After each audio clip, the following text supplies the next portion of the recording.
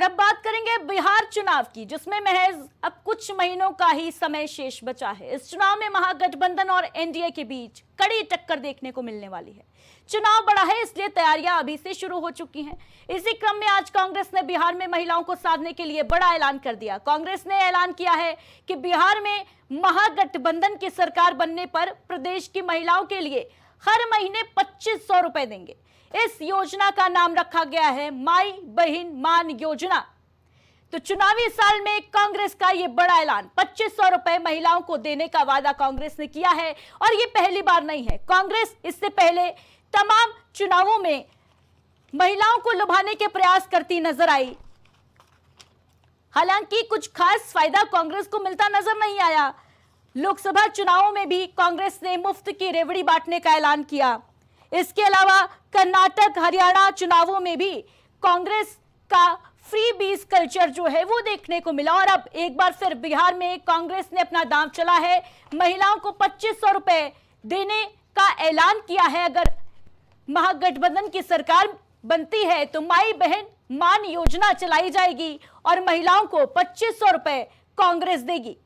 बिहार चुनाव नजदीक है, उससे पहले सभी पार्टियां अपनी अपनी सियासी जमीन जो है उसको मजबूत करने में जुटी हुई हैं।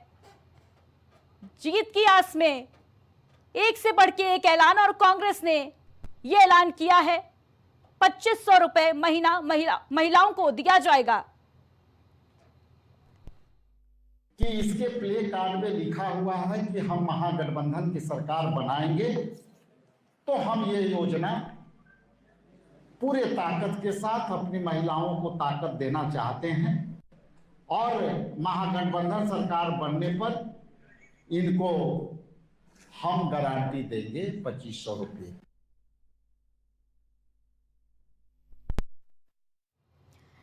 तो बिहार चुनाव से पहले कांग्रेस पार्टी की तरफ से यह बड़ा ऐलान 2500 रुपए महीना दिया जाएगा। बिहार में महिलाओं को अगर महागठबंधन की सरकार बनती है तो बिहार में एनडीए और महागठबंधन के बीच कांटे की टक्कर देखने को मिल सकती है। जहां एक तरफ राहुल गांधी इससे पहले पदयात्रा निकाल चुके हैं, बिहार की जनता को लुभाने के पूरे प्रयास कांग्रेस के द्वारा, महागठबंधन के द्वारा किए जा रहे हैं। वहीं दूसरी तरफ एनडीए की सरकार लगातार चुनावी जमीन को और अधिक मजबूती प्रदान करने के लिए लगी हुई है।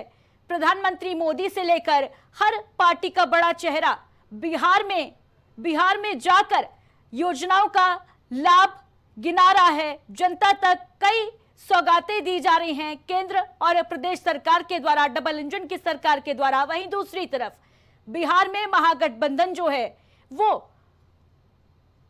रेस में शामिल हो चुका है और अब ये बड़ा ऐलान महागठबंधन का, महिलाओं को 2500 रुपए देंगे अगर हमारी सरकार बनी तो चुनावी साल में ये बड़ा ऐलान कांग्रेस ने प्रेस कॉन्फ्रेंस करते हुए इसकी जानकारी दी है।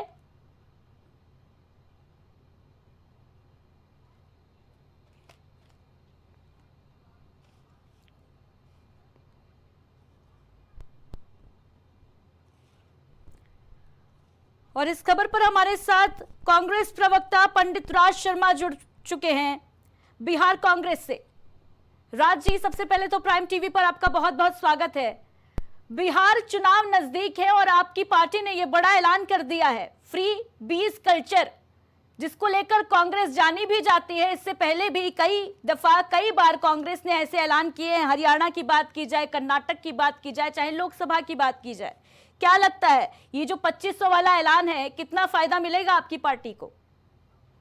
देखिए, हमारी पार्टी जो भी ऐलान करती है वो अपनी राजनीतिक फायदे के लिए नहीं करती। हमारा शुरू से हमारा उद्देश्य रहा है कि हम देश की जनता को, जो बेचारे गरीब हैं, उनको ज्यादा से ज्यादा फायदा पहुंचाएं, क्योंकि सरकार का काम होता है, सरकार जनता के लिए, जनता के द्वारा और जनता के लिए ही काम करती है। तो इसलिए हमारा ये मानना है, आप कदापि ये ना सोचें कि हमने अपने फायदे के लिए करा।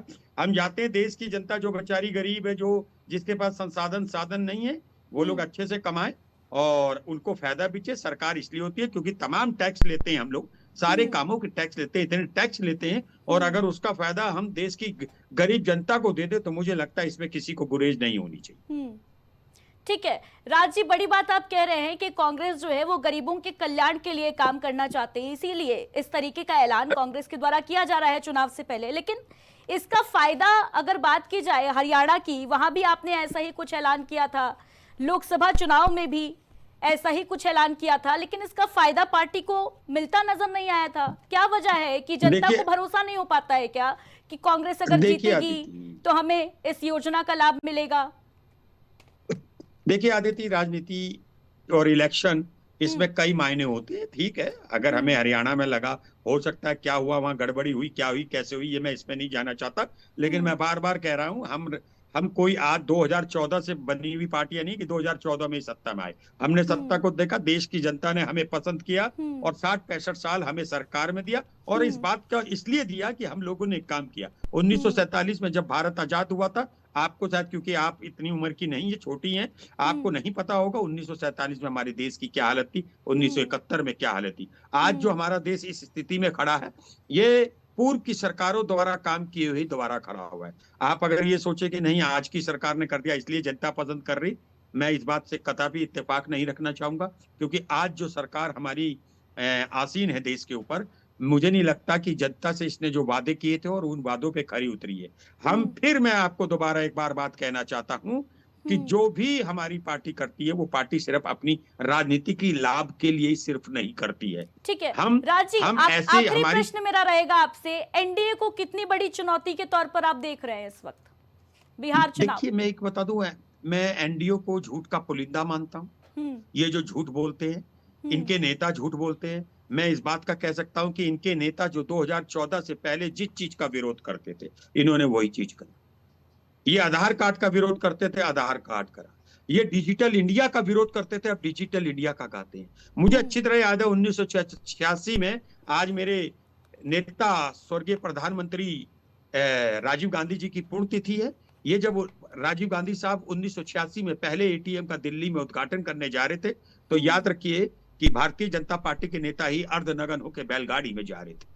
जब कंप्यूटराइजेशन लाने लगे राजीव गांधी जी, तो भारतीय जनता पार्टी ने ही इसका विरोध किया। दूसरी बात, जब डॉलर बढ़ता था तो आज के प्रधानमंत्री, तत्कालीन चीफ मिनिस्टर, मुख्यमंत्री जी यही कहते थे, ऐसी क्या बात है, ऐसी क्या बात है जो रुपया गिरता जा रहा है और डॉलर प्रधानमंत्री की उम्र से ज्यादा होता जा रहा है। आज आप देख लीजिए, यही प्रधानमंत्री जो मुख्यमंत्री थे, ये कहते थे पाकिस्तान को उसी की भाषा में जवाब देना चाहिए, एक सर कटे तो 100 सर लाने चाहिए। आज आपने हालात देख लिए। तो हमारी पार्टी का कथनी और करनी में अंतर नहीं है, वंशा वाचा कर्मा। हम लोग जो कहते हैं, जो सोचते हैं, जो बोलते हैं, उसमें सामंजस्य बैठाते हैं, उसी का कार्य करते हैं। और हमारा पहला उद्देश्य ये होता है कि हमारा देश ऊपर बढ़े, देश की जनता, जो गरीब जनता, वो आगे बढ़े। जैसे राइट टू फूड, आरटीआई, हम ऐसी योजनाएं लाए कि जिससे हर एक निचले स्तर तक भारत के देश के नागरिकों को फायदा पहुंचे। तो मैं नहीं समझता कि एनडीए कोई चुनौती है, वक्त का तकादा है। कभी कभी झूठ बोल के भेड़िया भी शेर से जीत सकता है, लेकिन ये अमर बेल नहीं होती। ठीक है, हमारे साथ जुड़ने के लिए राज शर्मा जी आपका बहुत बहुत शुक्रिया।